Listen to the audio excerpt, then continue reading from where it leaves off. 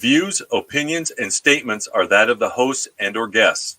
Therefore, are in no way a reflection or the views, opinions, or statements of Skydoor Entertainment. Skydoor Entertainment is in no way liable and does not endorse the views, opinions, or statements of hosts and guests. Warning: the following content may contain elements that are not suitable for some audiences. Accordingly, viewer discretion is advised.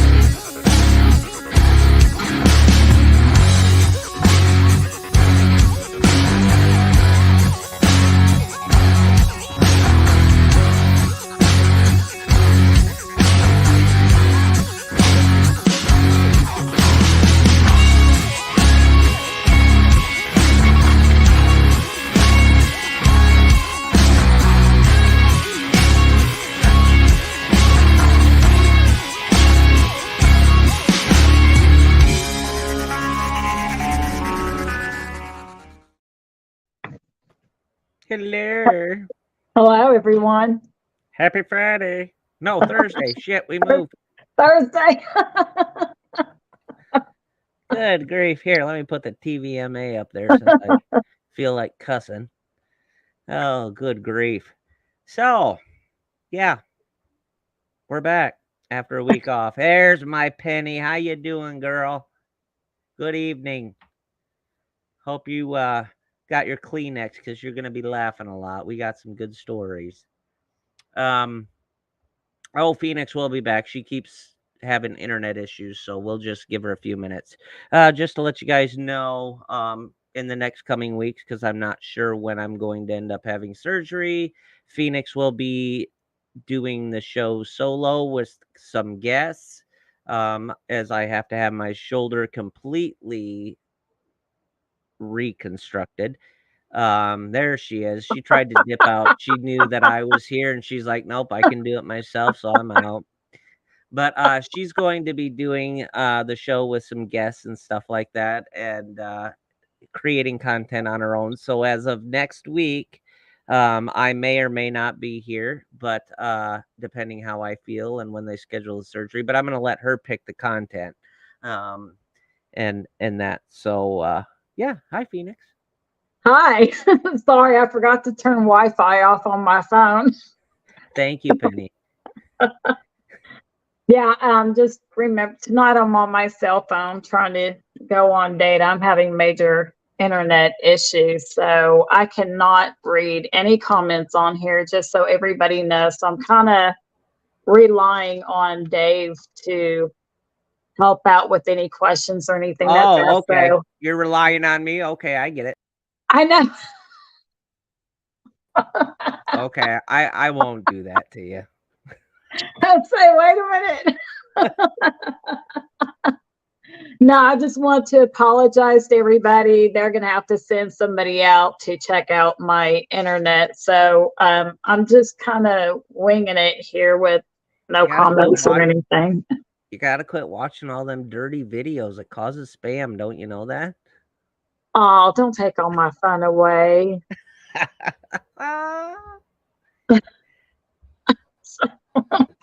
I'm gonna let you take. We are doing Dumbest Criminals. If you guys were part of the last show when we did the world's dumbest criminals, you are going to love this. And I'm telling you, man, these people in the Midwest need to stop. Lord have mercy. I even got a story about my own town I live in. Dumb. You get first pick because I got to compose myself. Okay. I've got some doozies, but I'm going to wait for those so we get a few more people in. But this one is still kind of, I still had to do a little bit of a double take. So this one happened across the ocean. Reese Owen, who was 21, and Carrie Mules, who was 20. They were from South Wales, and they broke. Oh, tea and scrumpets. Yeah. They broke into SeaWorld on Queensland Gold Coast. After breaking in, this was in April 2012. After breaking in, they decided it would be awesome to swim with the dolphins, let off a fire extinguisher, and the I shark. had that one. Shame on you. Ah! Hey, Dave. Let off. We might need to talk about some of these stories before we go live. That way we don't have doubles. Exactly. But they let off a fire extinguisher into the shark tank and stole a penguin named Dirk. After a night of partying at the SeaWorld park, they woke up the next day to find the penguin with them. They tried feeding it, put it in the shower to try to keep him wet, and, made every attempt possible to keep Dirk in good condition. However, obviously they were not equipped for a penguin. So they decided later that day to release Dirk into a canal. And 2 people saw them, reported it, and Dirk was found and taken back to his penguin partner, Peaches. Both men, both men were charged $1,000 for this, and Dirk and Peaches were, I guess, very happily reunited. But yes, there was also some video footage of their Hi, Mort. night at How are you? SeaWorld. Hi, Mort. So yeah, that to me was pretty dumb. I couldn't imagine waking up at home the next day and I've got a penguin in my house. But yeah. The other side, I found one that went into a little bit more lengthy part of it. When they stood trial and stood in front of the judge, he literally said, "Drink less vodka." Oh wow. Which I mean, speaking from personal experiences, we've all been there in college in our wild years, and yeah, I could see that. Stole penguin. I can't speak that for far. that. I didn't go to college. I went to trade school for firefighter EMT, but I didn't go to an actual college. I was actually accepted to Hawking College. I'm actually wearing it today. Oh, Maybe if I can straighten it out, my camera's messed up. it's too small for me to read on my phone. Okay, I can make it a little. Yeah, I can see now. Okay. Yeah, I can see it. Yeah, I was accepted at Hawking College, but I had, my first 9 kids. My husband had just passed, and I didn't get a full ride. So, well, we know I had to now work, why and you I'm didn't. like, I can't. You got to have fun, but you didn't get to party. You had 9 kids. I know. Yeah. I don't think I ever got to party because, my whole life, even 6 years old, I was helping with my sister. So I'm going to take it from you that is college life. I live vicariously through your memories. I could go on this show for 15 hours on my college life. We're not going to do that. Nope. Okay, we'll talk after the show. A nameless thief in Portland, Oregon, executed the most perfect robbery in 2013. Or maybe almost perfect. After going through every inch of the house that he had broken into, opening all of the drawers, stealing everything out of it that had any value, he could not leave any fingerprints because he was wearing gloves. Howsoever, he got thirsty. He grabbed a container of orange juice he found in the refrigerator, took a gulp directly from it, and then left the empty carton in the sink. The container was sent straight to DNA testing, Yeah. and the crime lab came back with a match, and he was caught.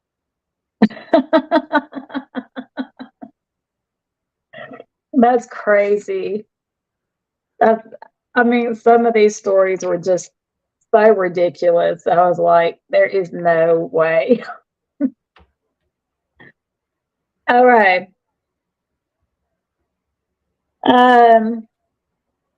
So my next story is Afghan Taliban commander Mohammed Ashan was known to the U.S. government and thought to be planning an IED attack against Afghan and the U.S. troops. To try to get tips leading to his exact location, the U.S. government handed out flyers in his province. The flyers offered $100 for information leading to Muhammad's capture. However, Muhammad Ashan himself went to a checkpoint, and I'm not sure how to pronounce this, so I apologize. That he went to a checkpoint in Sarhausa, and turned himself in, expecting to get the $100 reward for himself. And obviously, all the officials and everybody were a little baffled by it and confirmed his identity and arrested Muhammad. And obviously, he did not get to collect the $100 reward. But I'm like, I can't imagine. You know, you would think that somebody in that position would be a little smarter than that, because I can tell you, I'm not always the sharpest tool in the shed, but I'm not going to go turn myself in for $100 reward and think I'm going to get it. I need to pay the electric bill. I better turn myself in.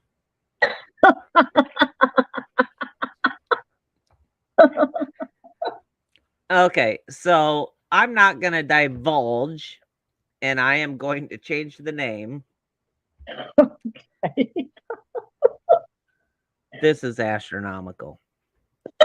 At 10:49 on May 19th, 2023, Pseudo Police Department arrested Joe Blow.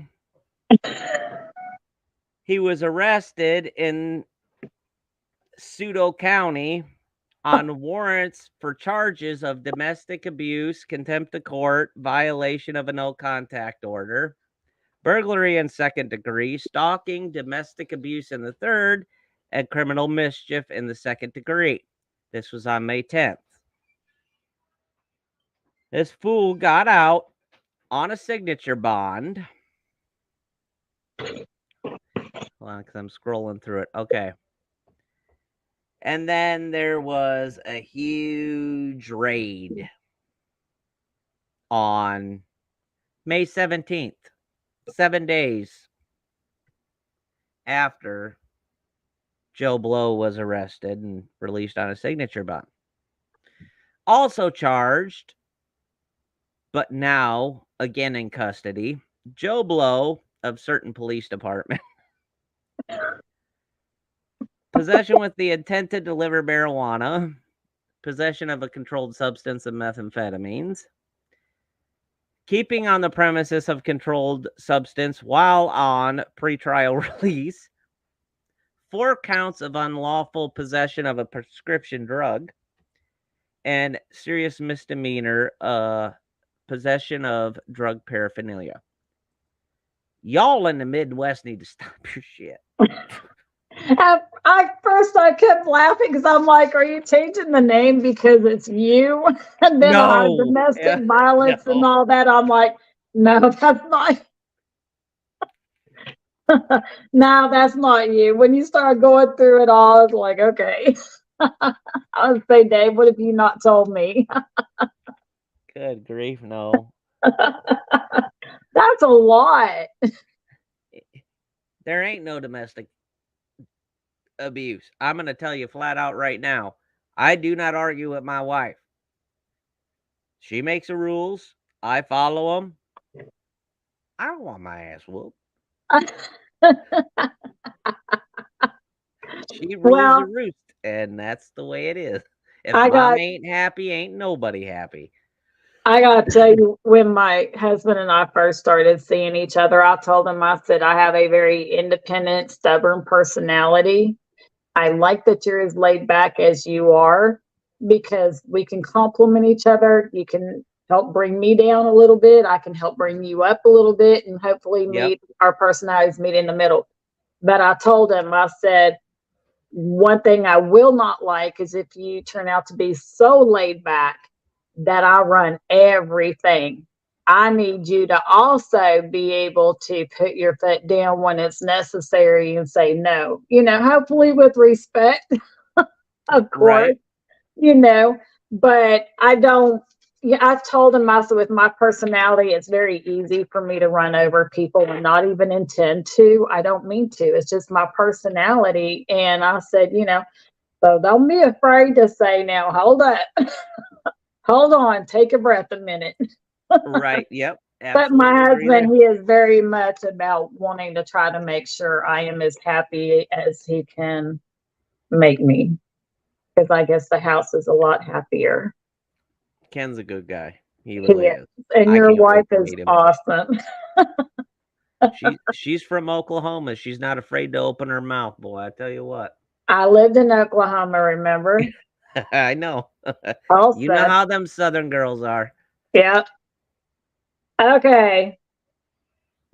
So I did read through this story, but I found another website with far more detail. And I normally write everything down. I decided to print this out, and it printed out weird. So bear with me here.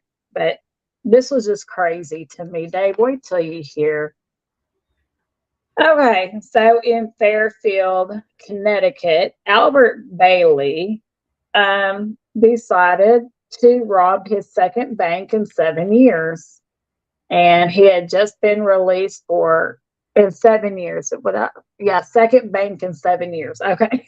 At first, I thought you said seventh bank in 7 years. I'm like, it took him that long? I I wasn't sure what I said. I was like, wait a minute, what did I just say? How fast are they getting through Academy down there in Connecticut? Yeah, I wasn't sure what I said. I was like, oh, what? I told you guys this is a doozy of a night. Okay. So okay, his second bank robbery in 7 years. Okay, so he did do time and he had just gotten out for the first one. So now he's planning his second one. And I got to tell you, he is very, very considerate because, and I'll go through the details here, but he decided to call the bank and give them a heads up. So, Excuse me, can I talk to customer service? No, I said agent. Oh, okay. So, you know I'm coming in there. right. So, Senior Assistant State's Attorney Howard Stein, on March 23rd, said police received a call from a bank employee that said they just received a phone call from a man who stated, "I want $100,000 in large bills and no die packs." Well, wouldn't we all like that? At least he did his research. Give him the college effort. I mean, 100,000. Can you say buy a house finally? And no die packs. I will be sending someone. It's so retarded. I'm sorry. I will be sending someone into the bank to get the money. Don't call the police. We are monitoring the police scanner. Do you understand? Hello, my name is Bob from customer service. How may I help you? Yeah, I just want $100,000 in unmarked bills, and don't you put No them die. pink frickin' die packs in there either. Right. So he stated several times, "We are not afraid to take hostages." and turned the place into a blood bath. So bank employees immediately went to lock the bank's doors, but before they could do it, police said Bailey's 16-year-old cousin, whose name is not being disclosed because of his age, got inside the bank. At that time, police said the bank received another call from Bailey, and this time he asked for a supervisor by name. When she came to the phone, police said Bailey asked her if she saw his associate. Meanwhile, the cousin had wordlessly placed a briefcase on the teller's counter.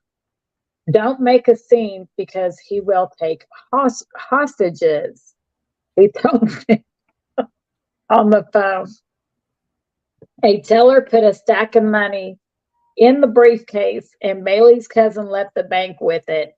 Police said he then walked to where the police said Bailey was waiting in a car in the parking lot at the Dogwood condominiums. Officers got to the scene just as Bailey was pulling out of the lot. Guns pointed at their heads, and Bailey and his cousin agreed to surrender to police. Inside the car, police said they recovered the money and also found a police scanner tuned to the Fairfield police frequency, 2 walkie-talkies, and a robbery to-do list that included times for getting in and out of the bank. Was that a DIY list from Google? Yes. And so the outcome of this, oh wait. Okay, so that I guess is about the first robbery. Yeah. So in his first robbery, he had walked into the bank with a big bulge in his pants. What'd you hide there, sir? Walk through the scanner. A perverse statement. She knew it was going that way as soon as she did it. As soon as she said it. I swear that's what it says. That he had a big bulge in his pants. Excuse me, sir. Are you excited to see me? No, that's a lot of money. No, said it was a bomb. It's about to explode. Not going there. No. Mm-mm. So, anyway, he wasn't even breathing heavy yet. I know. Anyway, that was how he robbed the first bank, was with a big ball that's supposed to be a bomb and all that. So he'd already done time. So I guess he felt like he was an expert now and better plan better. Hence the list of everything. So anyway, holding me into packing. He was facing 9 years in prison, and he was sentenced November 19th. And fled. Out of that though, that he had his cousin that was 16 years old and then they all surrender with hands up, no issues. It wasn't my fault. Billy Bob Jean over there done come up with this whole issue.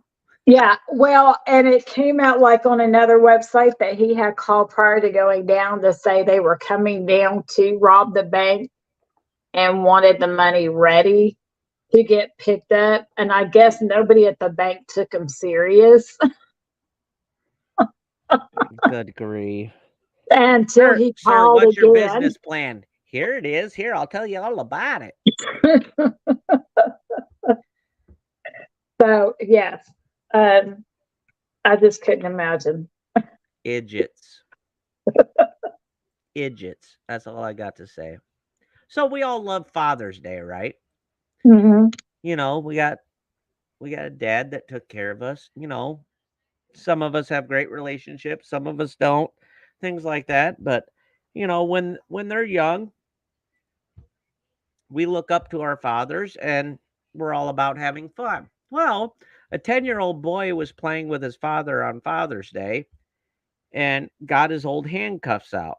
he handcuffed himself to his daddy. Oh William no. William Klein Jr. wanted to be so close to his dad and never part on Father's Day, but he accidentally lost the key during the game. Well, William Sr. was in some pretty explicit things in his previous part of his life, and William called the local police, and I can't believe I'm saying it, in Des Moines, Iowa, Hey, that's your neck of the woods. to help him get the cuffs off. As per routine, the Des Moines Police Department ran Klein's name through their database and found that there were actually 2 arrest warrants outstanding. I'm Shortly shocked. after, they released Klein from the handcuffs that his son put on him and gave him a pair of their own.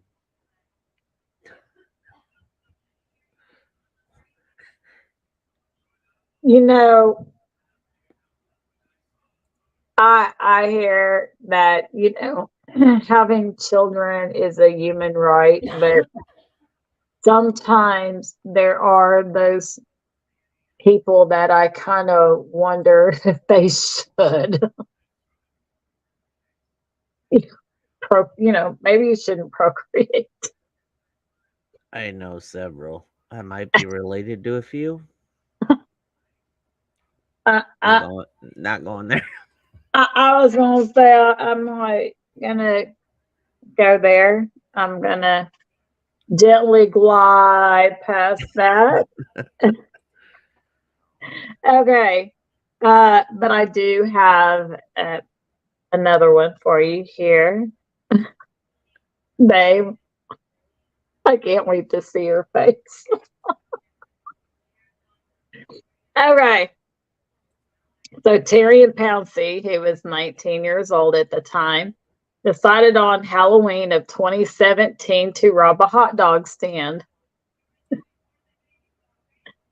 He brandished a gun at the stand proprietors and demanded the money. After grabbing the money, he holstered his gun in his waistband. And of course, it went off and shot him in his manhood.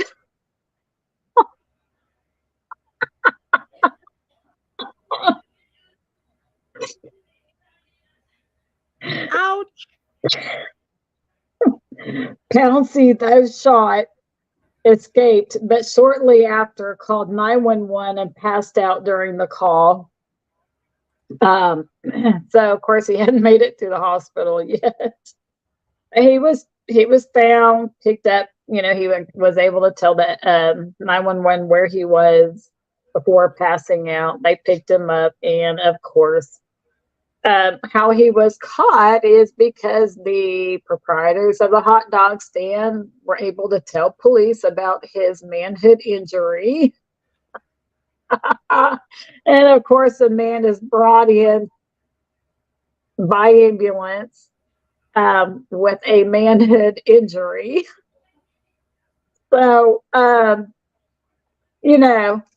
and 2 plus 2 kind of equaled 4 in that case. And he did end up pleading guilty.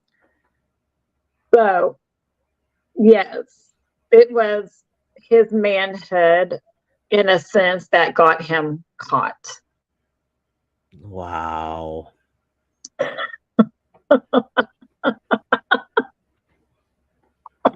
Put Lorena Bobbitt to shame, and her middle name was Cut a Chunk Off.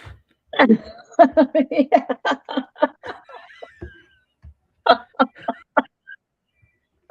Oh my gosh. So, yeah. But, because of where the injury was, I was like, oh my God, I can just see Dave's face now, They have a safety on them for a reason. Yeah. Don't even load one in the chamber and pull it back before you put it in there and put the safety on. Yeah, no. Just pulling it out enough is intimidation enough, and then you hear the which loads the chamber when you're ready. Okay, dude. Got it? Yeah. Yeah. Oh, Lord have mercy. A man suspected of arson and vandalism sent a selfie to police in Ohio, in the U.S., because he found the photo of his arrest warrant to be unflattering. Yes. I saw that. Donald Pugh texted police a photo of himself and wrote, "Here's a better photo. That one is terrible." He also added in a local radio station, "Man, they just did me wrong. They put pictures out that made me look like I was a Thundercat or James Brown on the run. I can't do that." Mm-mm. I saw that. Yep. You got a cell phone, dude. Ping. Yep. Now we know where you're at. Can you imagine his face when police showed up? How'd you find me? Yeah. I was just here. It was anonymous. I texted you. Well, I got one where potato salad helped find the men. Okay. 3 men broke into a Build-A-Burger restaurant, and as well as stealing money from the register that they had to smash open, they stole a huge bowl of macaroni salad. Man, that must have been stressful. They were hungry. The 3 men uh, escaped on foot and left a trail of register parts, surveillance system parts, and macaroni salad that the 3 men were eating. This is the criminal version of Hansel and Gretel. Macaroni salad that they dropped, and of course it led a trail right to the front door of where they were. So Nobody will ever see it. Dumbass. the 3 men were apprehended and charged with 3rd-degree burglary and 3rd-degree criminal mischief and 4th-degree grand larceny. Well, at least they didn't get it for eluding the police, because actually they showed them right where to go. Right. See, some of these people are so considerate in their crimes. I know it. Man.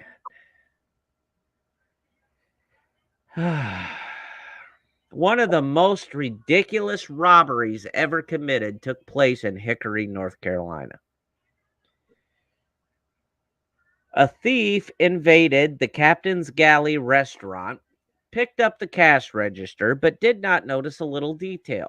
Oh, A no. trail of white cash register tape hanging from the machine. All the police had to do was follow the trail to his apartment, finding him trying to crack it open while the key was still in the lock. Ridiculous.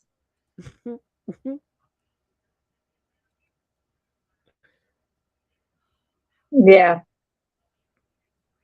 That's absolutely ridiculous. I mean, yeah.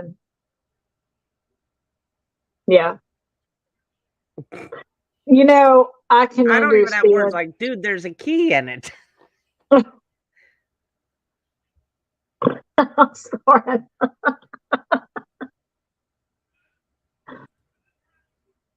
Oh well, we can't all be right Take like this you silver do. thing, turn it sideways. You'll hear a ding, and the drawer pulls out. What is this bright, shiny thing? I think I'm going to keep it in my pocket.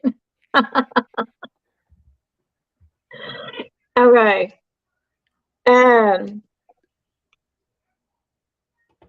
In Springfield, Missouri.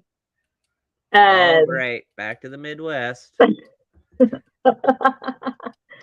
A man had robbed 2 banks, one in 2002 and 2003. He was sentenced to 20 years. Upon being released, he went back to the same bank that he had robbed in 2002 and robbed it again. And it was investigated by the FBI, Joplin Police, Miami County Sheriff's Department, and the Kansas City Police Department. He's at the time the story was written, and I couldn't find an update, said he was at that time of the story currently waiting for trial. But he not only had gone back to the same bank as before, but he had no issue being on camera. I've already been photographed for this once. Right. He was actually posing and, waving. And yeah, he had no issue being on camera. Bank manager. Hey, don't I know you from somewhere? Right. And of course, he had just been released from prison. So, there were current records and everything. And so he was easily identified by the photos from the camera where he had been posing and acting silly in front of the camera. So they had, Hey. yeah. Or my my 3-year-old for some reason does this under his chin. So he's like, hey. Missed you. Deuces, I'm out. So, yes, they took screenshots of the security footage on the camera and put them on the news, and he was identified pretty much immediately. You know who this is. You know where he lives. He's done this before. He's got your savings bonds. Get him. That's ridiculous. Some of these people, I'm going to rob you. Oh, and I'm going to, hi, my name is Phoenix. Yep, that's me. I did this. I robbed you. Hey, I'm always the criminal. I'm Don Corleone. Right. Yes. But, I can't say that. I was going to say, I had a crush on Don Corleone. Well, yeah. I had a crush on Al Pacino in The Godfather. Yep. Yeah, I did. And that maybe because I'm looking at the wife like, you're so stupid. You could not have been that naive to who you married, just suck it up now, All right, I'm going to let you guys know we're going to take a break early just for the simple fact is we only have so many stories and these go by fast. So it will not actually be a 2-hour show. Get yourself something to drink. Go potty. We will be back in a few.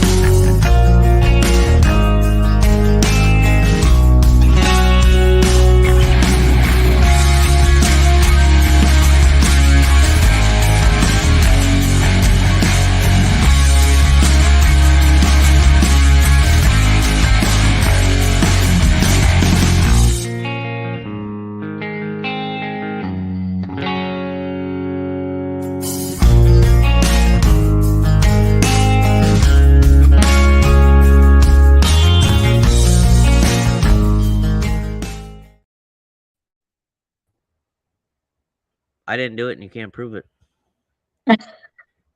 Yes, I can. All right, I can't. Evidence. Oh, good Lord. So I got a good one for you. Okay.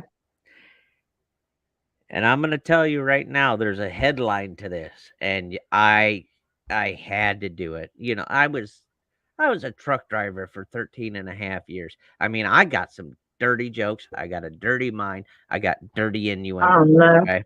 So when I read this headline that says, "Don't move," I got a cucumber. What? I had to roll with it. So a man who tried to rob a Glasgow bookmaker while armed with a cucumber that came unstuck when he was tackled to the ground by an off-duty police officer. Unstuck. Gary Rao brandished the vegetable, covered it in a black sock. A female worker at Ladbrokes in Shettleston, and this is across the pond, and demanded cash, which she refused. Rao, then pinned down by the officer and arrested, he initially told police that it was all a joke before inquiring, "Am I going to go to jail for this?" When he was told yes, he was indeed jailed at the High Court in Glasgow in 2014 after admitting and pleading guilty to assault with a vegetable. They had to write assault with a vegetable. Oh my gosh.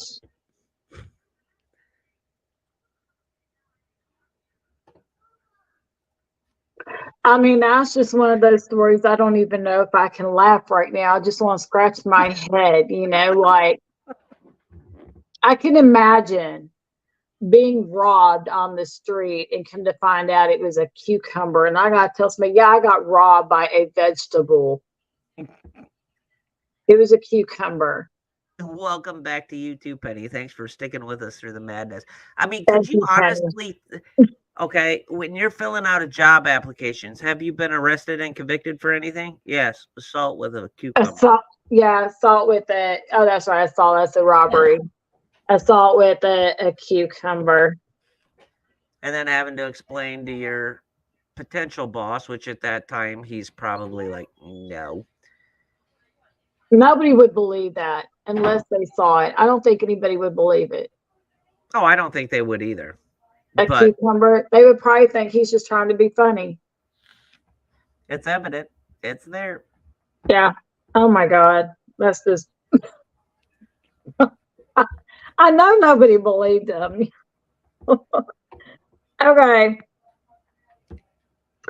So in South Euclid, Ohio, a man named Muhammad, and I did not write down his last name because I just was not going to try to pronounce it. There was no way I was going to even come close. He got pulled over for expired plates. So after being pulled over and handing them his driver's license, the driver's license was expired. The officer also noticed a child in the back seat, not in the car seat. The little boy was 2 years old.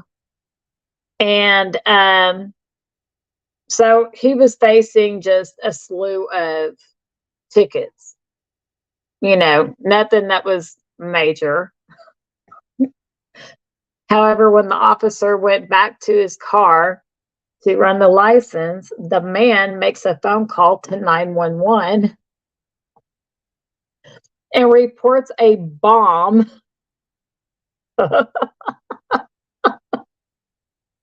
I mean, not a bomb, a shooting. I'm sorry, is it a bomb? Reported a shooting. Police ended up tracing the call back to his cell phone. which also showed his location. So Muhammad was then arrested on first-degree misdemeanor as well as the numerous traffic charges. So I could not find an update as to his sentencing. All I could find was that he had pled guilty. Sorry, But, ma'am. Little boy issues. oh, you're fine. But as far as, how much time, I could not find out. But yes, he got caught because, of course, police traced it all right back to his cell phone, and he's still sitting on scene with the officer. And so, yeah, probably not one of his brightest moments.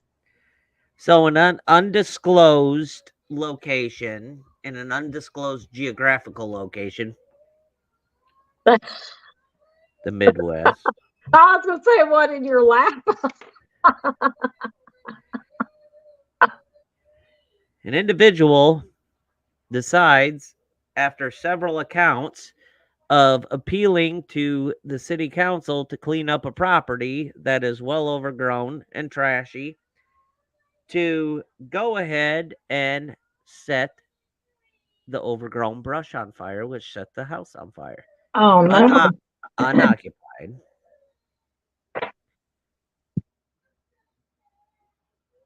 Waits 30 seconds after setting the fire while being recorded by a neighbor for suspicious activity, calls the fire department, 911 dispatch, to say he sees flames coming from the side of a building. I am a volunteer firefighter, an EMT. Phoenix is as well. I will tell you right now, the fastest way to figure out where the source of a fire is once it is lit, before the whole thing goes and engulfs in flame, makes a perfect V. So Yeah. at the bottom here, where the top of the point of the V is, Mhm. that is your ignition source. That's where it Yeah. starts. Yeah. He turned himself in. Oh yeah. But 2 houses he burnt. oh my gosh. Oh no. So were you able to find anything else out about that? Like what he Oh, was he's still sitting in jail. okay, so he And is still that's not the half of it. Oh my god, I'm not oh no. So this guy gets an animal cruelty charge 2 weeks before burning the first house. He gets arrested. Got in a fight with his sister. He fixed the dryer. Took her rabbit, and we're talking, 40s, 50s, the brother and sister. Takes her pet rabbit, puts it in the dryer, turns it on. He says, "It's a machine. It needed to be tested." Oh no. Dumbass. No. No. Oh my gosh. That is terrible. You can't fix stupid, and you can't beat it out of people. I'm just telling you. That's horrible. The 2 Oh, it is houses horrible. burned down. Oh my gosh. And how dumb though, because I mean, you said the neighbor across the street was video recording, right? Yeah, they were talking back and forth on camera.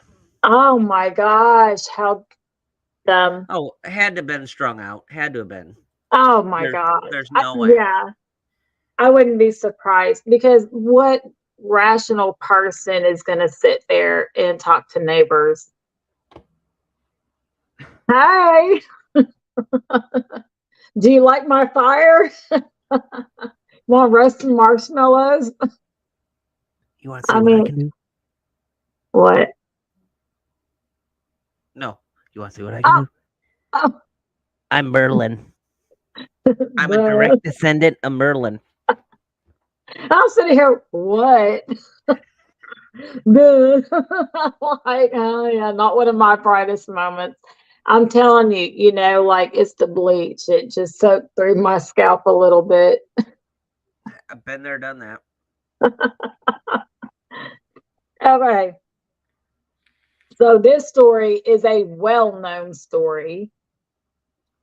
However, I had to bring it up, because I think the way he got caught made him fall into a dumb criminal at the same time, but it's a very well-known story. Am I gonna have to get my StreamYard pillow so I don't beat my head against my wooden desk?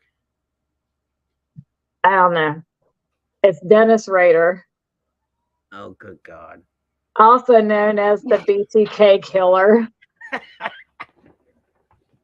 He was a serial rapist and murderer of at least 10 victims. His crimes spanned from 1974 to 91. So, just a tidbit, just in case there's somebody out there who has not heard of the BTK killer. However, I included him because in 2005, he wrote to the police and asked, "Can I communicate with a floppy disk and not be traced to a computer?" In 2005, a 3.5-inch floppy disk. Yes, that's not going to happen. Even Oregon Trail was on a 5 1/4. They told him, and he told them, "Be honest." Yes. So of course the police were honest. They responded in a newspaper ad. And after seeing the newspaper response that the police posted, he sent the floppy disk to the police, and police were able to locate his exact location from the floppy disk. Okay, how underfunded is this police department that it can actually has the use of a floppy disk? I don't know. And how did they trace it? That's the other thing. Oh, we're gonna have to get Luke with that one. Okay, yeah, we will, because I didn't think in terms of that. I'm just thinking the BTK killer who was Himself. His crimes went from 74 to 1991, and he had never been caught. How'd you get caught, sir? Oh, sorry, my grandsons. Calling his mom. Hold on. I sent a piece of old equipment to the police department. I don't think they got it, but that's how I got caught. Makes no sense. Okay, so you guys are gonna love this one. Sorry about that. Oh, you're fine. So the Gwent Police Department put out an APB on Facebook. Anyone that does not know police jargon, an APB is an all points bulletin. We're appealing for information to locate 19-year-old Logan Reyes James from the whatever area, who has breached his license conditions after being released from prison on the 6th of February of 2016. Logan received an 8-month sentence for a fray after being convicted on the 31st of July of 2014. Due to the fact that Logan, who was released on license, breached his license conditions, has been recalled to prison. In the actual Facebook comments, Logan James, haha, catch me if you can, if you want to see me slipping. A criminal on the run took an ill-advised approach to taunting Gwent police when they posted a Facebook appeal to trace him last February. Logan James, then 19, from Carfilly, was wanted for breaching his prison release terms after serving a sentence for wounding, affray, common assault, and being in possession of a knife. Ha ha, catch me if you can, won't see me slipping, James taunted later, telling a news agency, I have been walking around near home, so they're not trying very hard to find me. He was caught later that day when under the influence of narcotics, walked into the police department and claimed somebody stole his lighter and wanted to file theft charges. No way. Over a lighter? Yep. Oh, no. No. I mean, you know, you can buy another one for like $1 or something, I think, you know. Oh my gosh. I wonder, I wish I was a fly on the wall to see the looks on those officers' faces. Oh, Lord have mercy. I bet I couldn't compose myself. I would, if I was an officer, I'll tell you right now, I am sarcastic. I am a smart ass. I don't care. My death will be caused by my sarcastic comments. I guarantee you it will. I don't care. I would play along. I'm that kind of individual. I would play along and just go with him on it. I'd even fill the paperwork out for him. Oh my gosh. I really would.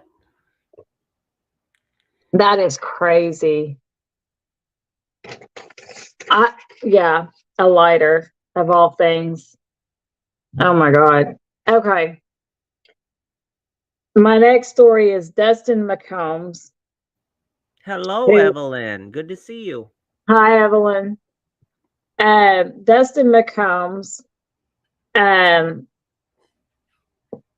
a little upset because he had he was wanted for rape by force, and the police listed him on their website under a banner called Creep of the Week.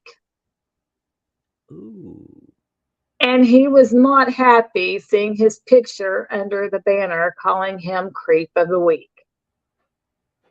So, Dustin McCombs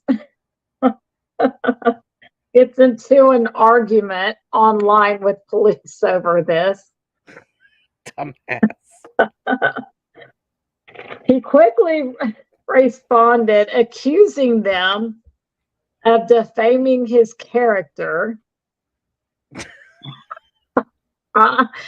and stated that it's a good thing he moved out of state.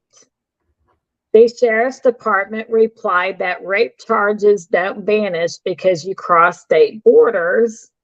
And after that, McCombs went on a very extensive rant where he just went ballistic on the police. However, in the interim of it all, had given clues which indicated his location.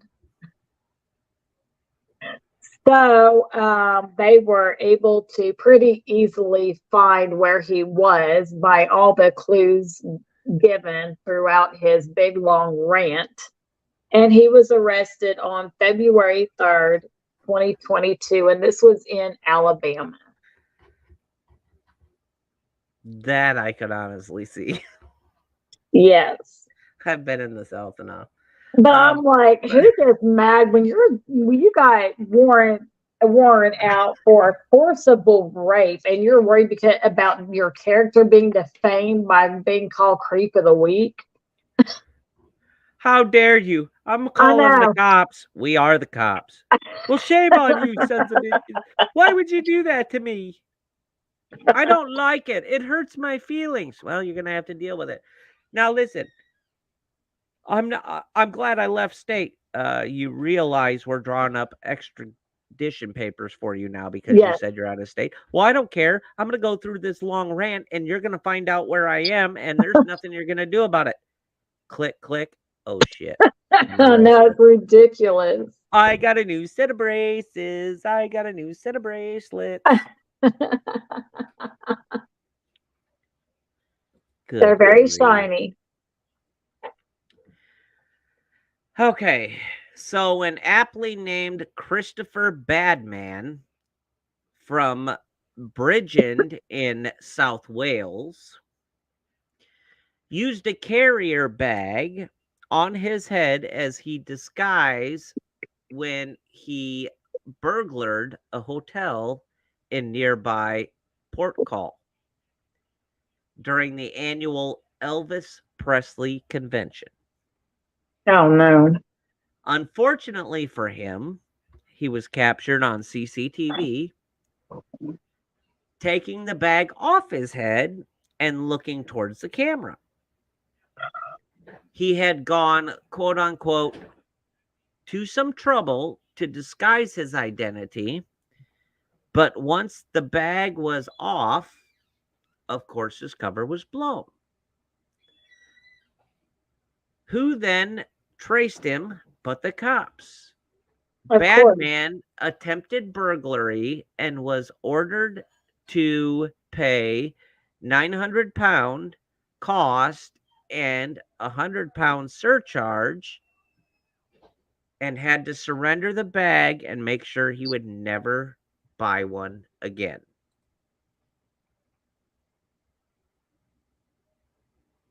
Oh, my God. We're going to have to talk to Luke, like, what's going on over there?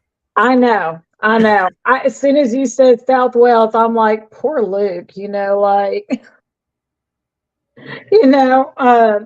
but as soon as I want to say that, I was like, no, don't, because look at all the stories that are happening here. Quit picking on the Midwest. I'm telling you right now. There are some good people up here. Well, and all you in the Midwest that are watching this, stop doing it. Yeah, I have a couple here, and I'm not sure which I want to do next. Wow. Okay, I might go ahead and do that one. Oh my God, I don't know. They're both good. Okay. This one is in Florida. So I'm leaving the Midwest alone for a minute. There's a lot of crazy shit happens in Florida. Las Vegas ain't got nothing on Florida. So we're going to go to Florida for a second. Charles Ross, who at the time was 18 years old, he was a YouTube prankster, who is known in Manatee County, Florida, as harassing people as his way of doing pranks and getting views on YouTube. So one night outside of a theater, as people were coming out, he was grabbing them by the back of their pants and shorts, and grabbing the underwear with it and yanking up really hard, giving everybody wedgies.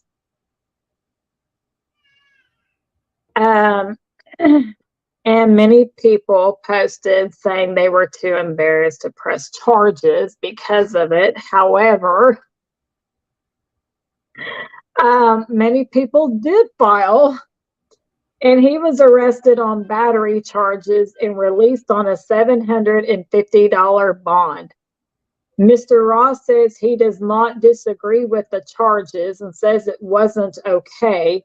That said, he will continue to make these videos. No offense. I'm sorry, but I was a jock in high school. We did that. And I'm not saying it's right, but good grief, it's a wedgie for crying out loud. Anybody that had an older brother down. I have to say, though, on both sides, I don't know that I want to walk out of the movie theater and have a man grab Not my a grown clothes adult, no. and somebody I don't know, a stranger, would be pulling my stuff at my goodies and That's just like that scary clown trend that went around for so long. yes. Like people just dressing up and standing on the side of the Yep. highway. Like I got a kick out. I thought it was funny. I thought they were morons. Yeah, that didn't bother me. But I'm thinking about this guy too. I mean, if you're in high school and stuff, and it's Oh your my friends goodness. and stuff. Hi, Dina. I can see Sorry. that, Hi, Dina. being funny and stuff. And that would be different. I mean, I was in high school and I was not a prude in high school by any means. Well, that sounds bad. Oh yeah, I Oh, mean if we but came out of a movie theater and I saw someone do that to my wife, he'd probably be in the emergency room with a yes, broken there nose. you go. So I'm thinking me walking out and some man grabs me by the backside and gives me a huge wedgie and stuff. I'm not going to be happy. But on his side of it, I'm trying to think if I'm the one did it. I don't know these people coming out of the theater. I don't know how clean their clothes are. I don't know how clean their backside is. I don't know that I want my hands that close to their underclothes and their backside. So I sat Right. here reading this like of all the pranks, or things you could do for abuse. I don't know that that is one I would be doing, but I sure would not want to go for a job interview one day and have to explain that one of my charges that's on my record is for giving people wedgies of all things. Right. Oh man. What are you in for? I'm a habitual offender of the wedgie. Seriously, Don't, dude? What are don't you go in to for? sleep tonight. Well, I'm in here for murdering 5 people. Why are you my cellmate? Don't touch my underpants. Oh my God. That's funny. So this one's called Foiled by Auto Lock. A suspected car thief in Pretoria, South Africa, was foiled when the auto lock system of the car he allegedly broke into trapped him inside. According to the Star newspaper, the man was stuck for an hour and a half in the South African sun, Oh, shouting for help, oh while, no. while amused passerbys pointed and laughed. The newspaper reports that when the owner of the car returned, she yelled, "What are you doing in my car?" before unlocking it, at which point officers from Pretoria Central Police Station promptly arrested him, gave him water, and he asked, "Can I go now?" Oh no. No way. I'm fucking hot. Can I get out of here now? Oh no. Can you imagine Oh being God, the the people South walking African by? sun. That's terrible. The heat of being in an enclosed car. Yeah. Yeah, I get it. Okay. I'm 40 years old. I went through the era where your mom parked the car, rolled down the windows, turned the ignition off, looked at you with a stern look, and told you flat out, "Do not move, do not make a noise. I'm going into the grocery store. I'll be out in 10 minutes. Take care of your brother and sister." Mhm. I went through that.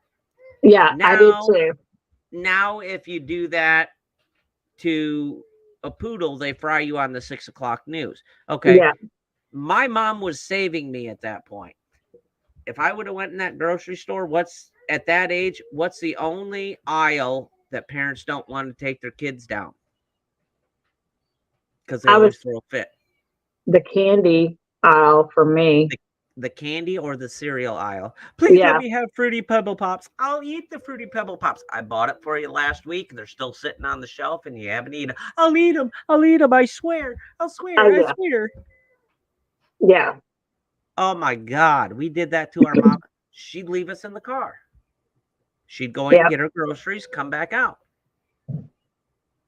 But you roll up them windows and you auto lock the car, especially in the South African sun. Yeah. Oh, Now, of course, I was born in 74.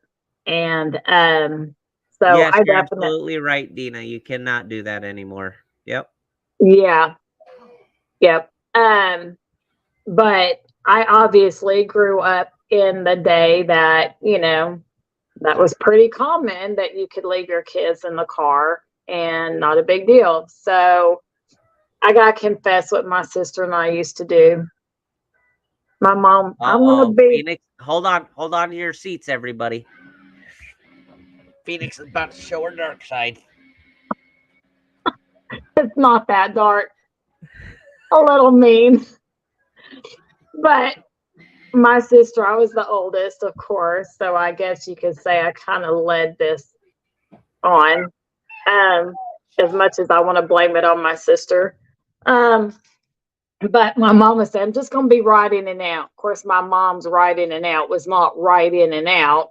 And my sister would get very bored and we couldn't roll the windows up. Of course, we're going to suffocate in the heat. We were living in Texas, I grew up around Houston, Galveston Beach, just all over in there, Alvin, Texas City, etc. There was not going to be any rolling up windows. So what we would do, my mom would try to park close to the doors of the store. And if she got a spot, close enough, we would peek our heads up over the door just enough to see them open for somebody to come out. And we would scream at the top of our lungs, "Hey, ugly!" And then we duck back down. We would duck back down, trying not to be seen. And we'd be up, down in the seat, just dying over this. Well, we got caught because one time we were peeking up just enough to see the top of the doors open. And we're screaming out, "Hey, ugly!" And of course, we ducked down and we're just rolling, because we had done this so many trips. My mom never knew. So, we're feeling pretty confident. However, this particular time, it was my mom coming out the doors that we had screamed at too and didn't know. And next thing you know, she's standing at the car door and she was going off. I got my butt beat. Oh, I believe it. Don't you ever do that again. Of course, it didn't stop me. I just had to be a little bit more aware, to make sure it was not mom coming out of the store. That's when you do the protective thing, like when a mom slams on the brakes and she goes like that to hold the kid back. You do that to the sister, like, "Hey," and you clamp her across the mouth, like, "Shut up, it's mom." Right. Yes. Yes, I was ornery at times. I guess My we all mom were. had a fly swatter in the front seat just so she could reach us in the back seat. Oh no. Wow. Yeah, my mom did not have a fly swatter, but I tell you what, she would not think twice about wearing us out right there in the middle of the store. And if we were at home, I had to go out in the backyard and pick my own switch. And it better be just the right length and thickness and everything. Yep. Because if they had to pick the switch, it would be 10 times worse. Okay, so I'm going to let you in on a little bit of the Godfather, okay? I was born in 84, so I'm pushing 40 years old. My grandmother, keep rubbing it in, took me to the store, and back then you could buy this hard bazooka gum that had a comic strip in it. And it was hard as hell, like it had been sitting on the shelf for 1,500 years before you actually got it. And it cut the roof of your mouth. It hurt your teeth. It hurt your jaw. And it only cost a penny. Yeah. I put 3 of them in my pocket at 5 years old at a Moore's IGA where in the town where we live. And I was with my grandmother. Well, the stock lady caught me. Of course, I was 4 foot tall, if that, just a youngin'. And she let me continue going through the store and didn't say anything to my grandma till we got up to the cashier, which then we didn't have self checkout. It was everything had to be Yeah. punched in and ran through. You didn't even have an item description. You got a long tape about that long, and all it had was numbers on it. Yep. And she's like, well, and she told my grandma, so and so, I want to let you know that this is what I observed. And my grandma made me turn out my pockets. And they were there. And she's like, did you take them? I said, yes, I did. She's like, are you going to pay for them? No, I'm not. She's like, Oh, okay. My grandmother told the store clerk, manager, go ahead and call the cop. my mom did that to me. The town constable at the time still. It wasn't even a cop. It was a constable. He showed up. This dude babysat me in his off hours, him and his wife. So he already knew. And my dad was a hellraiser.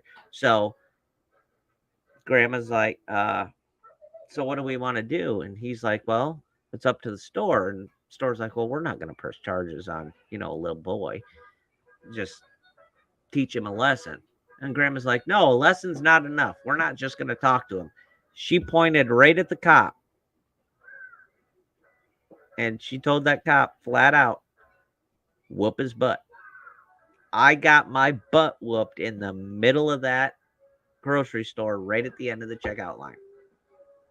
Oh, wow. Never again. I got caught at 6. We were living in a little town called Santa Fe, Texas, and it was fairly little. And I stole, the individual round pink, what was it? The bubble gum. What was it called? Bubble Bubba gum. Hubba. But hubbub, yeah, that's it. That's it. And it was 6 cents. Well, it was 5 cents and then, a penny for tax or something like that. And I had stolen it, got by with it till I got to school the next day. And my mom decided to show up and pick me up early. And I'm chewing bubble gum. And I was not allowed to have sugar growing up at all. No ice cream, no candy. My mom read the labels on the back. If it said high fructose corn syrup or any name of sugar, it did not happen. She cooked from scratch back then to make sure there was no form of sugar. So she sees me chewing this bubble gum. And so, she wanted to know how I got it and why I have something with sugar. And I lied to her and told her I got it from another kid. And she asked the kid, and of course, that was not true. So I had to fess up that I stole it from the store. So she took me back to the store and talked to the manager. They called me in. And again, they were like, no, we're not going to call the police. It's a 6 cents piece of gum. She's 6 years old, we're not doing that. But they did scare the bejeebus out of me. I didn't know you were so scandalous. that they were. I got stories, but they scared me that they were going to call the police on me. And my mom she made me give them my wallet and give them. I had 12 pennies in there, so instead of just paying the 6 cents, I had to pay them my whole 12 pennies, which I think was in a way worse than the talking to, but yeah, that was my little 6-year-old crime spree, the little piece of hubba bubba. Okay, Yeah. so I gotta talk about a crime spree here, and it's actually kind of freaking funny. So my son's gonna be 5 at the end of June, and he's always wanting to play on our phones and stuff like that, which is fine. Okay, but my PayPal's linked to my Google Play Store, right? Mm-hmm. This is a kid, he is so smart, he can run his ABC mouse here at home on the computer all by himself. I don't have to Yep. deal with it. He three-way called his Meemaw, which is my wife's mom, and his grandma, which is my mom, and then hung up at Oh, 18 months old. He's smart as a whip. Okay. So now he's in this Plants vs. Zombie game. And I didn't have Google Family Link or anything like that at the time where I had to approve everything.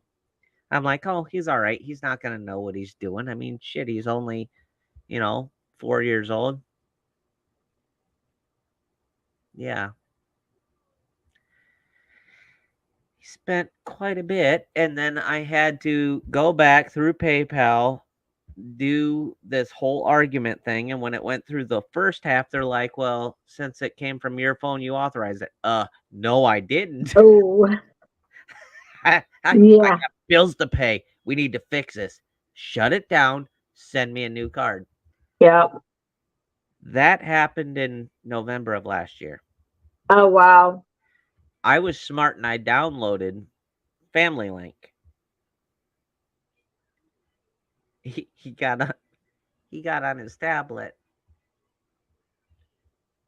And I got a notification today, $4.99 subscription for a month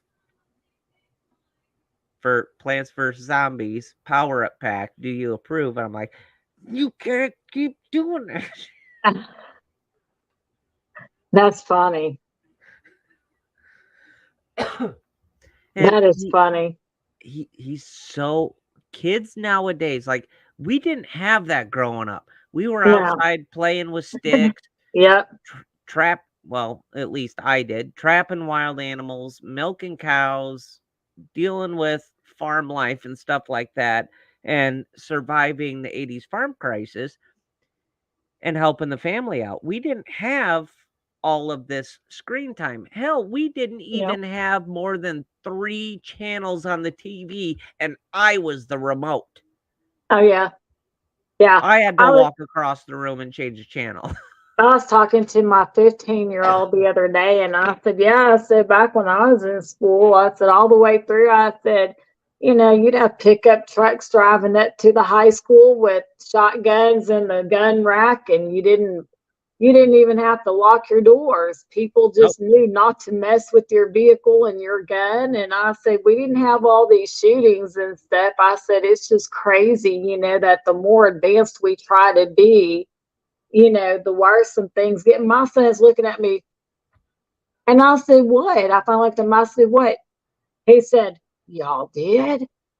Yeah. I said, we did what? The guns and the trucks and stuff? And I said, yeah. He's my like, nieces really? are in their like, my nieces are in their teens, and I try and tell them that now. Like, they're one is 16 this year, the other one's turning 13, and I'm telling them that, and they're like, what? You got to do that? I'm like, yeah, man. The 80s and 90s were cool, dude. It's a different time. It was wild.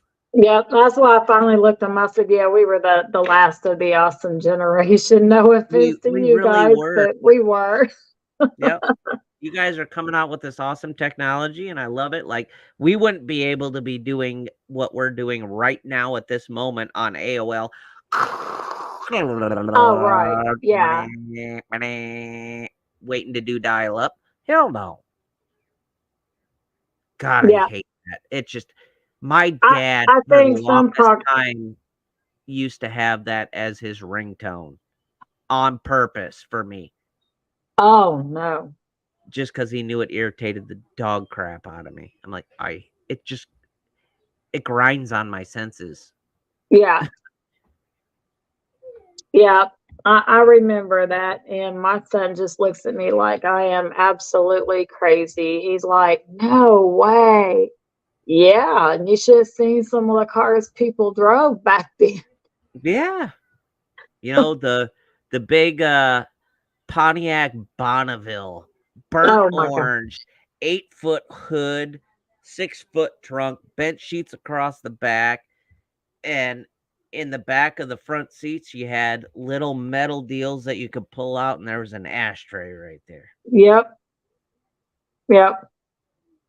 The first Yeah. beer I ever thought was cool and I snuck as a kid was a Schlitz beer, and it was piss warm. We I were cool, remember dude. that. Yeah, I remember that. I like oh my God. I hope my mom never watches this show. I like the Strawberry Hills, the what was it, Boone's Boone's Farm Farm? wine, Boone's Farm yeah. wine. And it was like $3 or $3.25, something like that. But Those it are the was ones you get the good. older kids in town to go and get, and we'd all chip in a few bucks and we'd sit around a campfire. Yeah. Boone's Yeah. Farm wine, it's not wine. It'll give you a mad ass headache. But that has nothing on what I played with in high school. And I'm here to tell you that stuff, do not try it. It is nasty.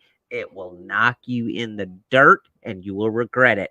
Mad Dog 2020. Oh yeah. Yeah. Yeah. Oh, man. Yeah. Well, my kids think I'm insane now because I tell them, now it's all about, all this. I don't know. I'll be careful with my wording. Back then, we baked ourselves. I tease my kids because I'm always, Oh, yeah. the other day I was hearing from the neighbor, she was like, "You are just so beautiful. Like, you really are. I don't think I've ever told you that. You're just so pretty." And I'm like, "Thank you." We had seen each other, our kids play together, but, we had just not really had a big conversation. So, her daughter comes up, but she's saying that, and oh, yeah, you're beautiful. And something was said about my age, and they were like, "Oh my God, you don't look it." And I just looked at them. I said, "Well," I said, "You know what the secret is?" She says, "What?" And they're a lot younger than me. The mom is, I say a lot. I don't know. She's probably early 30s. To me, I don't know.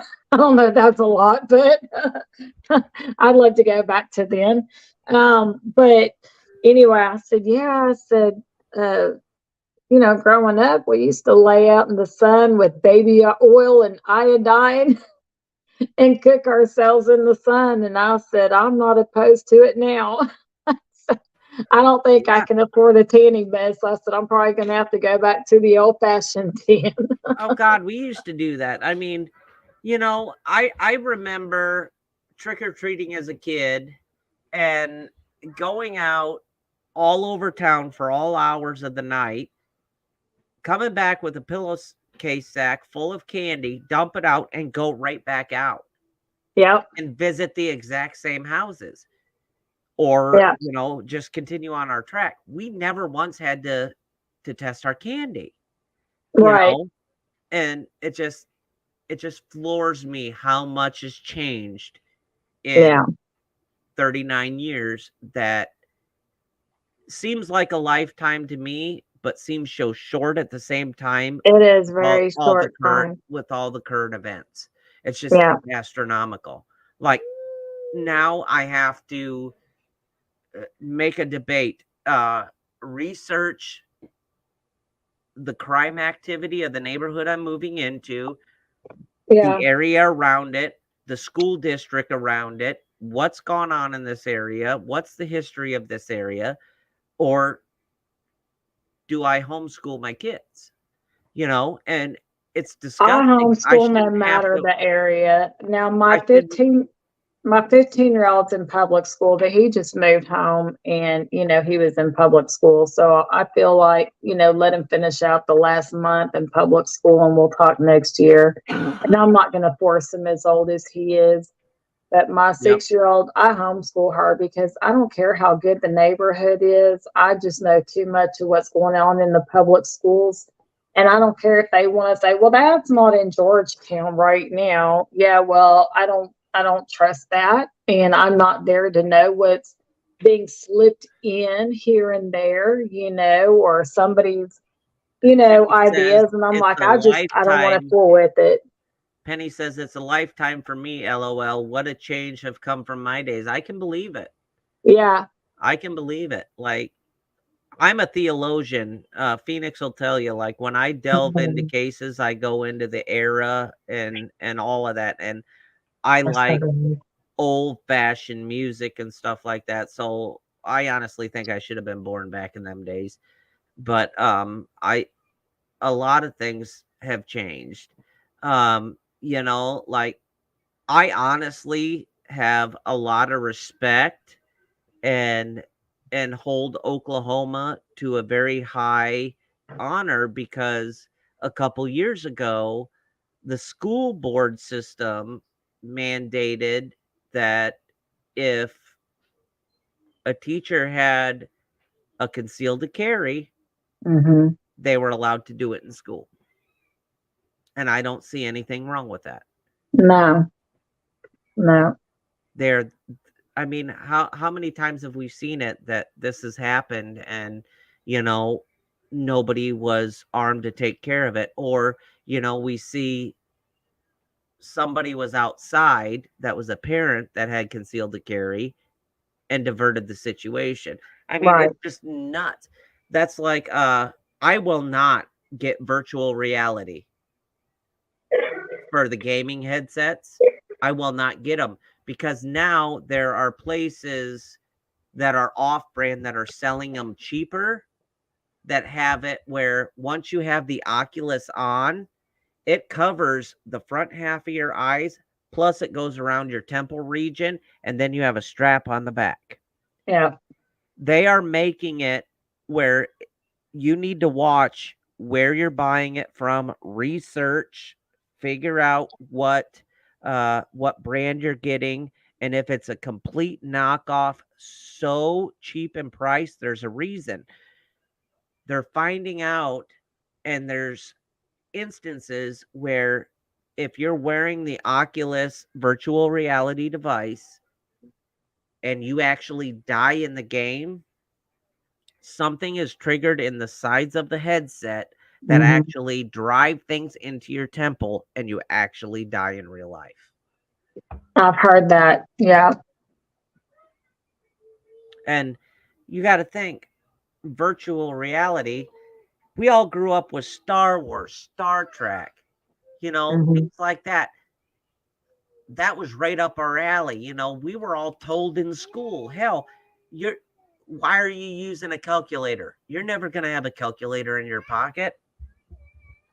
Want to bet? Yeah. It's the age of Aquarius. There's no limit now.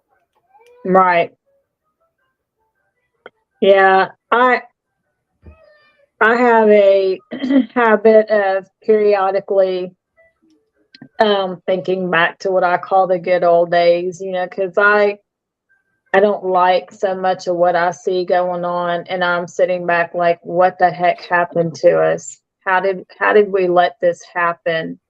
And I think back to the good old times, and I'll tend to get stuck in it and have to pull myself out and say, that's great, but this is where we are. And but I'll tell my kids stories of what it was like, riding in the back of a pickup truck, and just, it just was a different time. And of course, now I understand better than I did back then that, there was still a lot of corruption and evil, but it was still a completely different time. And I try to find a balance with my 3-year-old and my 6-year-old to where I want them to have as close to a childhood as what I did in some aspects, but also weighing out where we are as a society today. Yeah. And find that middle ground. But I mean, like, I even get looks from a neighbor sometimes at the road because I let my daughter ride her bicycle without a helmet, and I'm like, man, don't say anything. I don't think that there were that many kids dying from head injuries on No, bicycles, like no, if and but the I people never today, they rode a. want them in bubble wrap. Like, That's you why know, we have so many allergies. My aunt, yeah. I love her to death. She cleans her house 4 times a week with bleach, top to bottom. Oh, Her wow. kids have every sickness and allergy under the planet because Yeah. they never got dirty, they never played in the mud, they never ate worms. They didn't do what normal, in my view, what normal kids did back in my day. They did Yeah. not get a chance to build up immunity, and it Hmm. made them so vulnerable. But I mean, it's it's astronomical how much things have changed in such a short period of time. It has. Yeah. Yeah. It blows my mind. And, I've gotten to where I like being home. Yep. I, Just I because blame I it can't on being witness it. old, or older. I can't say old, but older. I joke with my family, about it. But, in reality, I am at a point that there's a lot out there I just don't want to be around. I don't want it in my life. I don't agree. I don't want my children growing up in it, or I don't want them growing up naive to things, but I don't, at their ages, I feel like it is my responsibility to teach them what I believe is right and good and honorable. And as they get older in their teen years, they're going to start forming their own thoughts and ideas and opinions, but it's my job to help give them a foundation to start from. Yep, And absolutely. And um, the whole part of so, you saying back then we knew of the evils and the wrongdoings in the world, but we didn't quite understand, or it wasn't quite so prominent. You see that I got a co-host over here? I see. Yep. Um, the reason being is because we didn't have social media where it Right, was blown up, waged right. out of proportion, washed down, ate, regurgitated everybody's opinion, thrown Hmm. back up and became fact. And it didn't Yeah, become a whole drama fest. What it was you had the morning paper, yeah. you had the news of the day, you had the evening paper. I wonder how many people actually remember getting the evening paper delivered to the house. But then you had 3 channels to rely on. So you had morning, noon, Hmm. early evening news, and then you had the late news. That's the only way we got it back then. Yeah, We didn't we didn't have where you could click a button or an alert go off our phone or anything like that. It's just everybody is too in tune to the drama, right, spreading, retweeting, all that other stuff. I mean, who knows? School shootings could have been going on back in the day in other parts of the country, but we didn't hear about it. right. Yeah, it wasn't national news quite the same way. I don't know. I um I think in some aspects it's good that we have the technology that we have, but at the same time, it can also be used just as equally for other purposes. Yep. And I remember Saturday morning cartoons, and that was about all that we got cartoons, and now cartoons are 24/7 and babysitting children, Yep. you know. And so I think, there can be a lot of improvement in the education system, but what are they doing at home?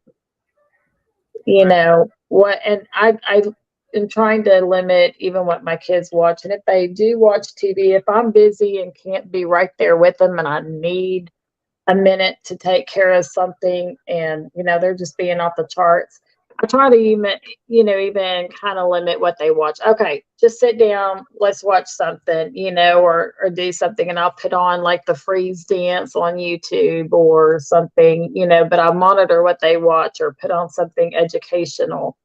Well, I'm gonna tell you right now, this is a Bluey household. If you Oh come yeah. here and you don't like Bluey, sucks to be you.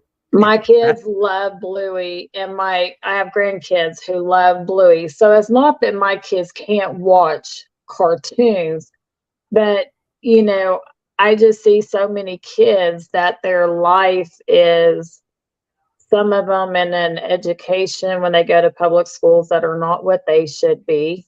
And then they come home and are not really being taught. They're just sat in front of cartoons the entire time they're up. And how many cartoons are really teaching them something? It's just something to occupy them. Right. So, and anybody on here that doesn't know, Bluey is an Australian-based cartoon under the BBC. It is phenomenal for kids. It is so enlightening. I am addicted to watching Bluey. I have my favorite episodes, for crying out loud. yes, I was going to say I do too. And it is really great. There's only so many that the US censorship has allowed to be put onto Disney Plus and that, but TikTok runs full episodes of the ones that are not released to Disney Plus. I did not know that. Yep. I will have the wife send me the name for that, and then I'll get it over to you for the TikTok name. But another thing, cartoons. Everybody blames games. Okay, I started out with Nintendo. I was doing Duck Hunt right up to a console TV made out of wood that weighed 5,000 pounds, 2 inches from the screen, trying to shoot the ducks and have that stupid dog laugh at me. You don't see me going out shooting up a school or a grocery store. Right. The games are not the issue. The issue is at home, what is teaching what is reality and what is make-believe, what is false. That is the biggest thing. And I grew up on cartoons watching Wile E. Coyote get blasted to bits. Yeah. Anvil irons hitting on his head. Exploding cigars. Going, what the hell was his name? Elmer Fudd going after Bugs Bunny hunting him. You know what? I'm a hunter. We were hunters then. Mm-hmm. I still am. But that's how we fed ourselves. We stocked our freezer. So it's teaching the right and the wrong way of handling a quote unquote hole puncher, cordless hole puncher, and the right and wrong of ethics and morality. Yeah. Stop changing our cartoons. We got the internet now. We got live stream broadcast on TV. We got Roku. Stop editing our cartoons when we're not the problem. Yeah. I'm pretty sure you watch the same stuff. Yeah, I grew up with the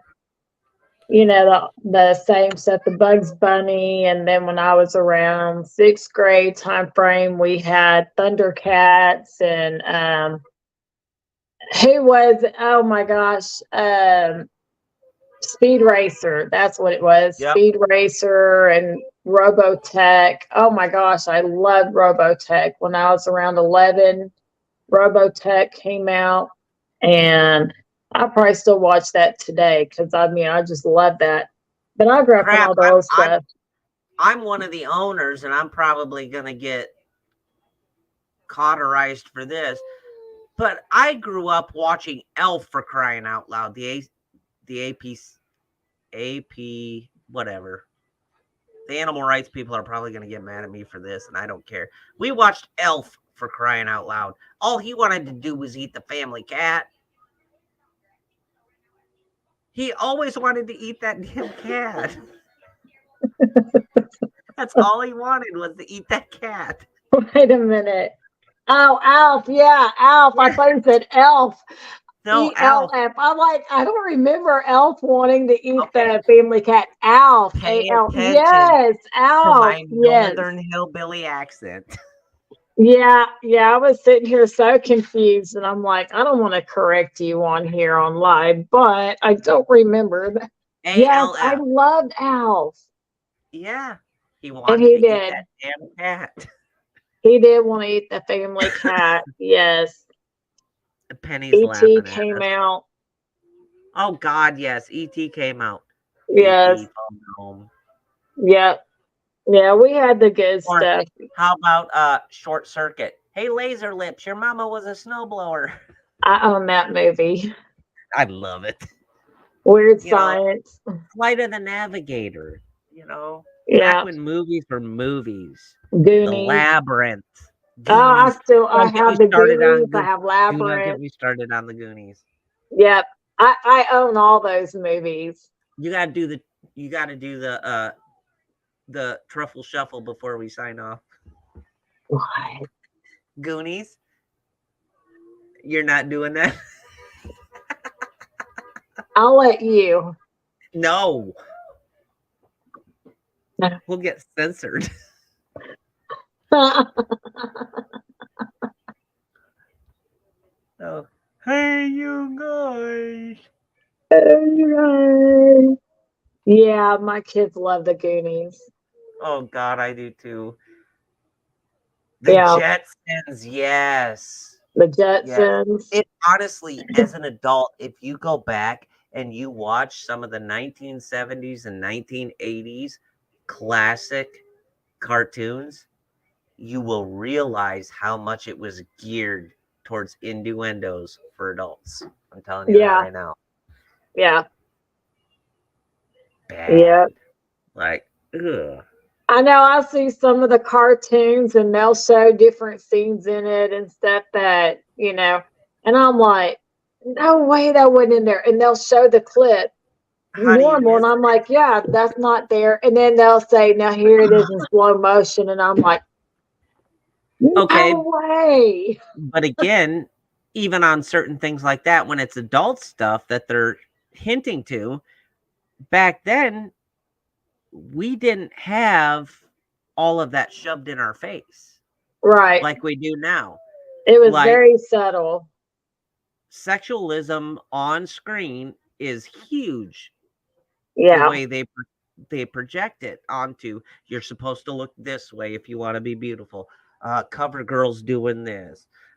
So-and-so's doing this. And this is what it's supposed to do for you. They're setting you up for unrealistic expectations. Be yourself, find your groove, live it and love it. Because if you try and be what everybody else wants to be, you're going to lose yourself and your world's going to pass you by.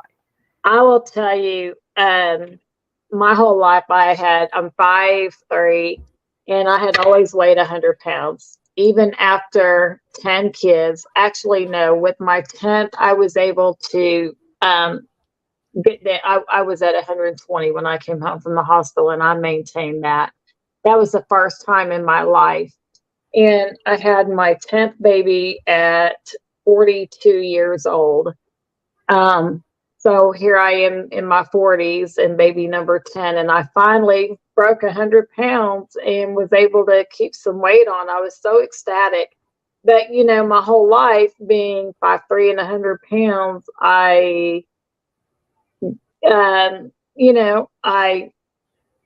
well, not so much as an adult. People didn't say a whole lot, but you would hear just things in society about really thin women. Even on social media, what man would want to lay next to bones and all this stuff.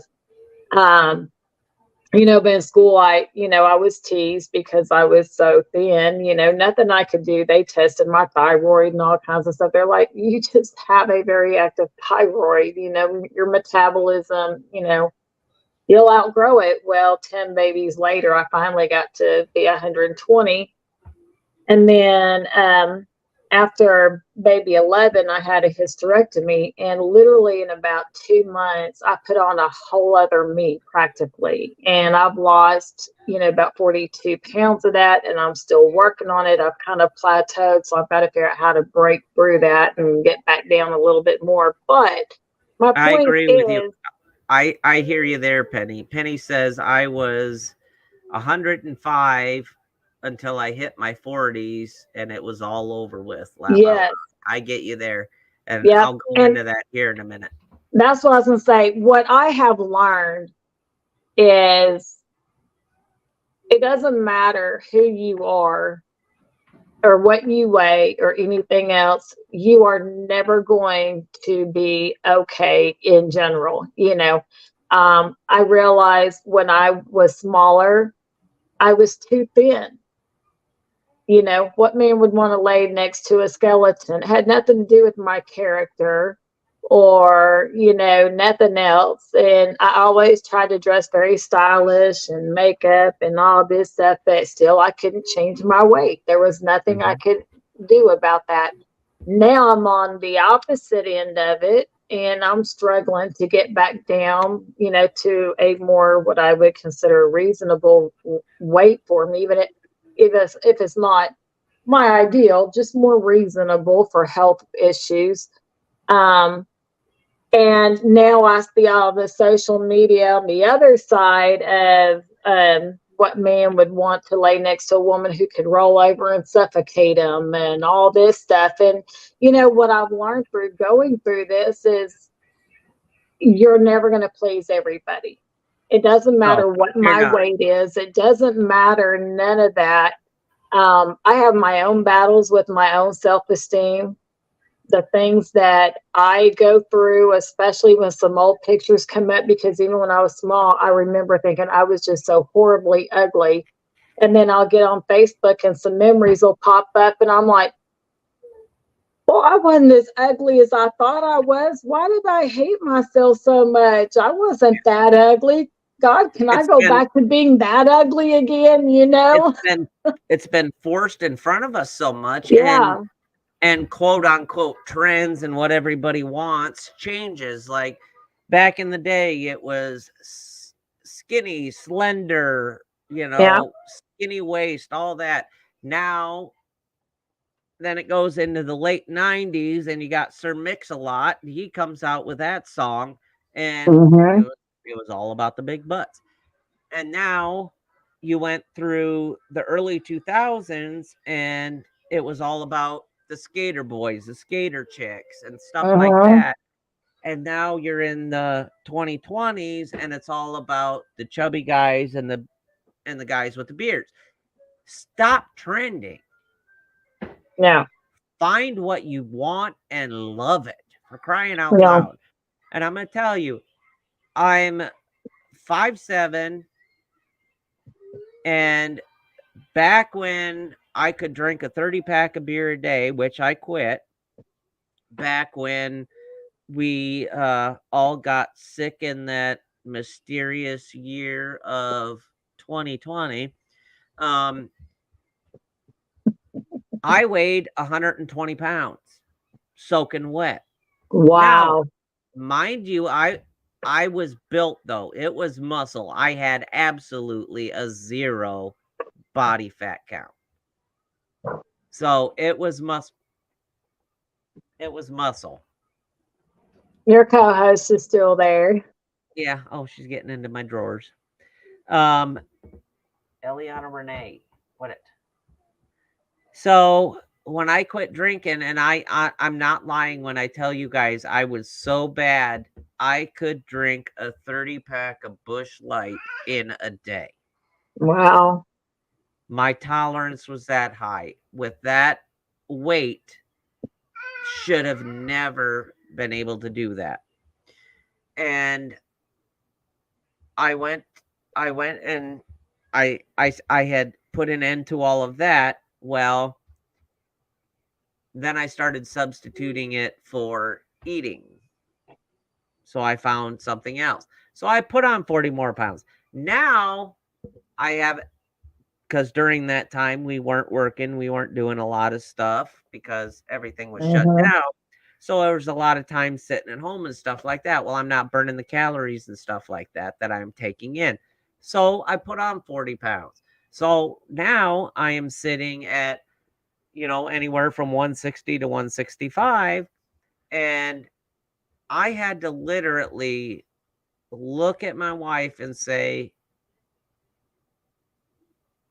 I feel gross. Do you find me gross? Like, am I okay? She's like, hell yeah, you're all right. Yeah. You got I've had those conversations too. You got a butt now, dude. But I needed that reassurance. Yeah. And yeah. It was belittling myself and it was selling her short for it at the same time, which I've come to realize, and that wasn't fair to put her in that position either.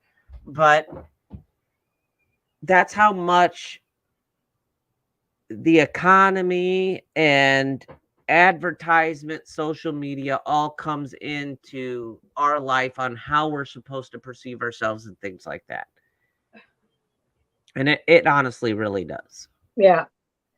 And that's what I was going to say. I'm kind of by 49, I love this comment.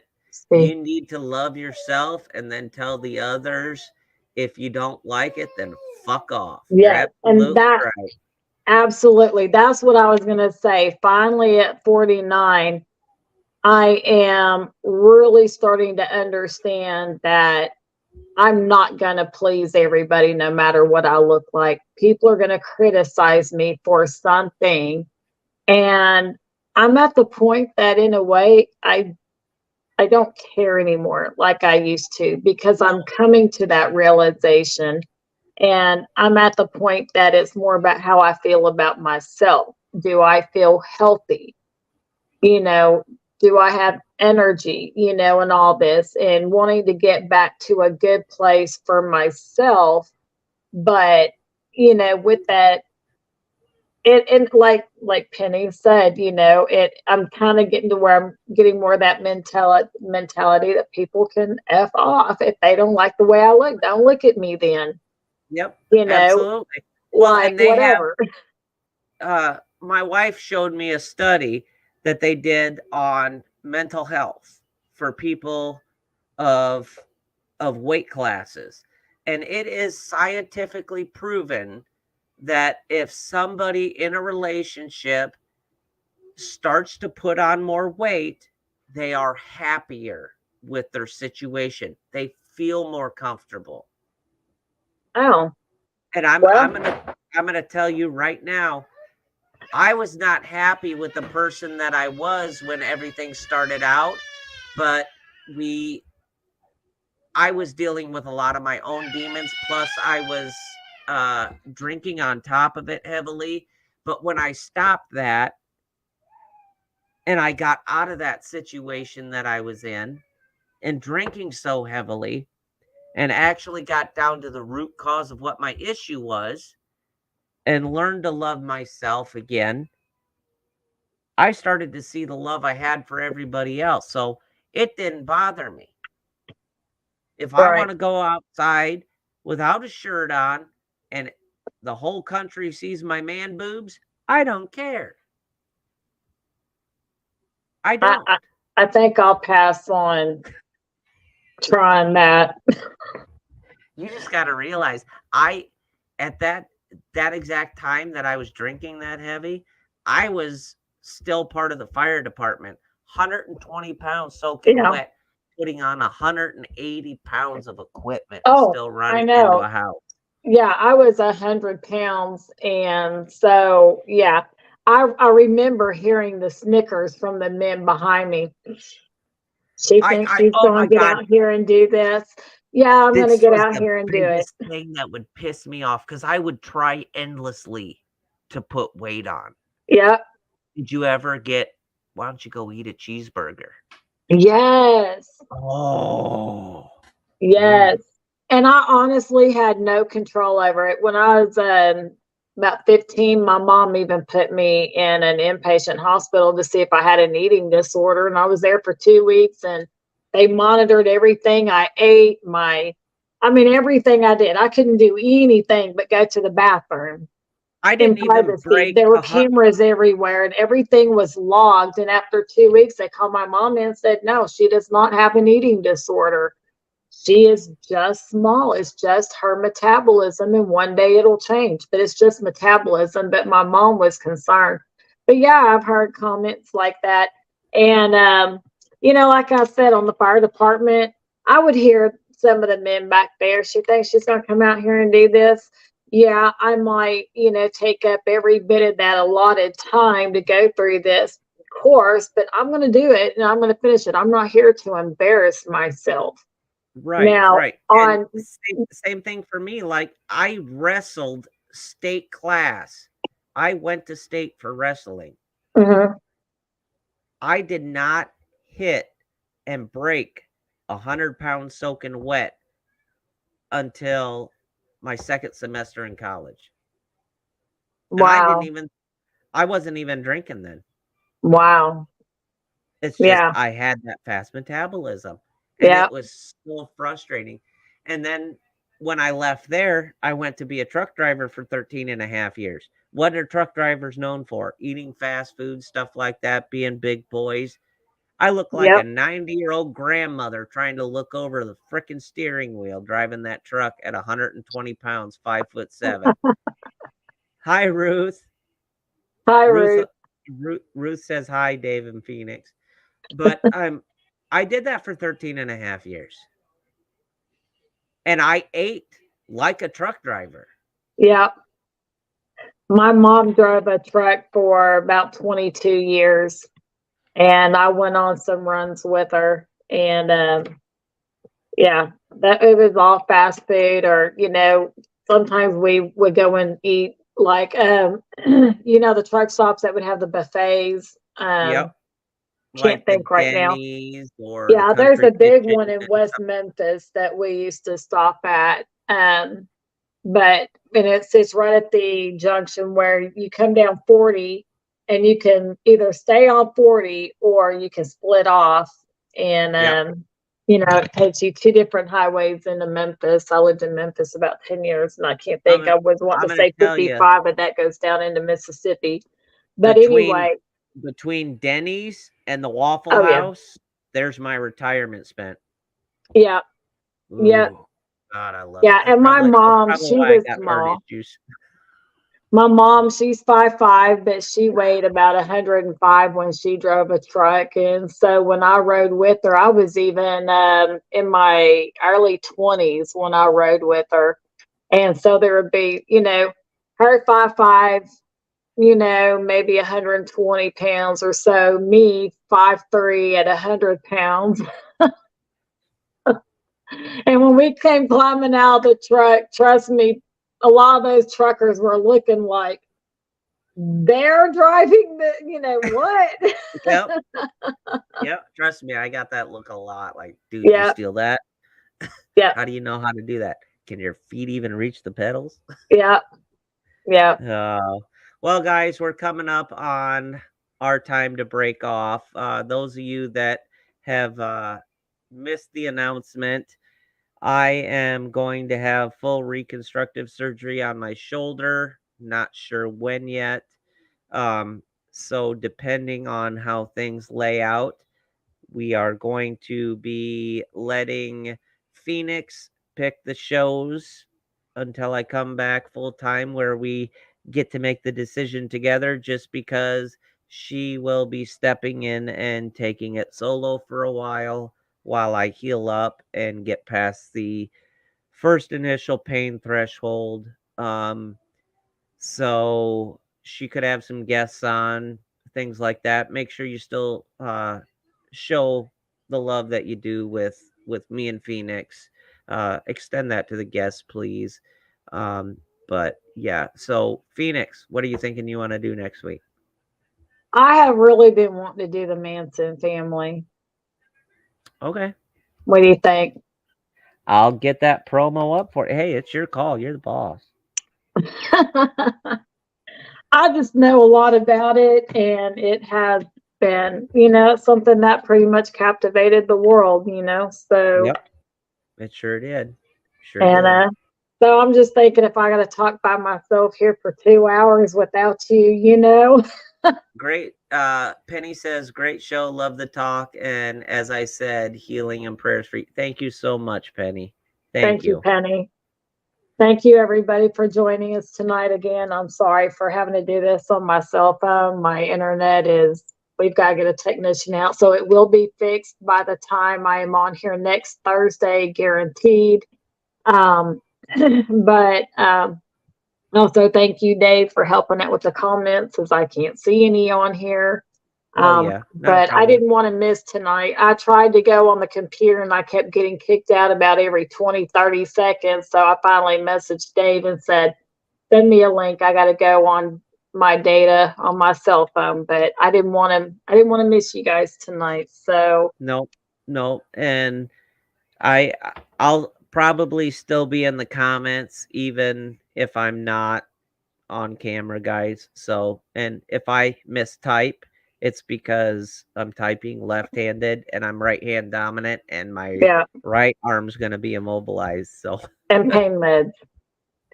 yeah. So if I'm goofy, just kick me out of the studio. I'm going to tell Luke that too, because Luke or Rex is going to have to produce the show.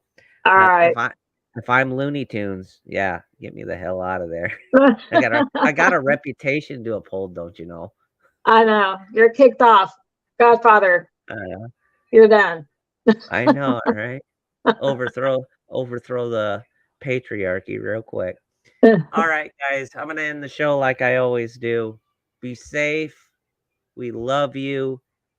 And when you're looking at things, step back, look at the bigger picture, find the rabbit hole, find the small details, and you too might solve a cold case.